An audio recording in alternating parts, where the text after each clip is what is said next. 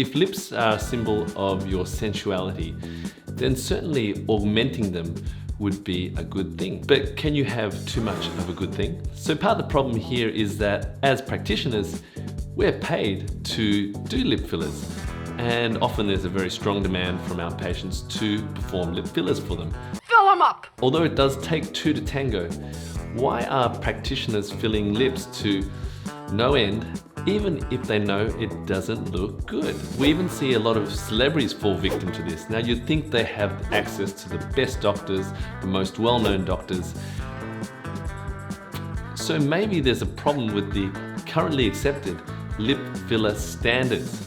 Maybe it's time we relooked at those standards. Okay, Google, what is the normal amount of lip filler that one has? 1 milliliter of filler will give you a natural look. How often should I get lip fillers? You can get repeat treatments every 6 months. So the universally accepted amounts of lip fillers that we should have is really 1 mil every 6 months. Now why is that? We believe that fillers, temporary hyaluronic acid fillers, last about 6 months. And naturally, fillers all come in 1 mil syringes. So I'm not surprised that this standard has come about over the years. And as a cosmetic doctor and injector of lip fillers for the past 15 years, I must also admit to having followed these standards in the past. And invariably when I see patients who have followed this standard, they have got overfilled lips. I've been filling my lips for like the last 10 years, like off and on, like, once, I would say once a year probably for like the last 10 years. But the problem is fillers, including lip fillers, actually can last a long time. Several years. In fact, MRI scans that we have done on patients who had fillers many years ago, even 10 years ago, show that the lip filler is still there. So what is actually happening to this lip filler? Well, the vermilion of the lip is actually a fairly small space and it's subject to muscle contraction constantly when we're talking, when we're using our lips. So what happens is that the lip filler actually migrates out of the vermilion or the lips, and it migrates out of it where it can't be seen. And this is something that we've been suspicious of for a while. It may look good when they first put it in, but I feel like it starts to move. I notice even my fillers start to go like up here. Since doing the MRI scans of lips, we have actually proven that the lip filler migrates out of vermilion or the red part of the lips. In the world, there have really been very few people doing these MRI scans of faces. I mean, there's no one really doing this.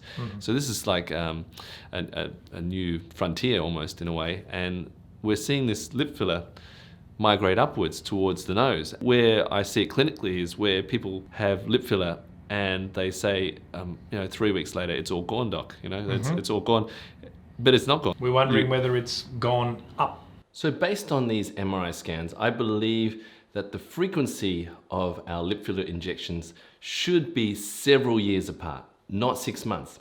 Also, 1 mil seems to be the standard amount that most practitioners put into lips.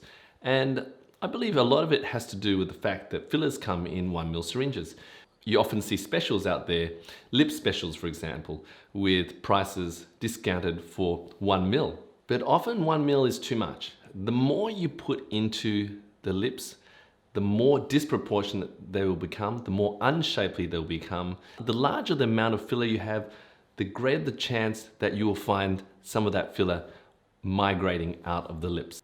What I tend to suggest is the use of 1 mil, not for the lips, but in fact using 1 mil for various parts of the face and just putting a fraction of that 1 mil into the lips. And this will minimize any issues you have with migration, with causing disproportionately large lips. We should be using the smallest amount of filler possible in the lips simply to achieve balance and proportion between the upper and lower lip and also between the lips and the rest of the face, and not simply just to enlarge them. Thankfully, hyaluronic acid fillers are reversible with an enzyme called hyaluronidase, and we have some popular YouTubers who've actually documented their story about how they've had their lip fillers dissolved. And you can see they do look a lot better after having them removed. So in summary, given the longevity and the potential for migration of lip fillers, I believe we should be only using a fraction of a mil each time we do lip fillers, and they should be spaced several years apart. And lip fillers should not be used simply to enlarge your lips. Only small amounts should be used to balance and proportion lips. Practitioners and patients should exercise their aesthetic judgment instead of following what is accepted by society as the normal amount to put in a lip. The extreme is unlikely to be attractive, and a natural and balanced look is always the best. And remember, as with all cosmetic procedures, if you can tell that something's been done, it's not good.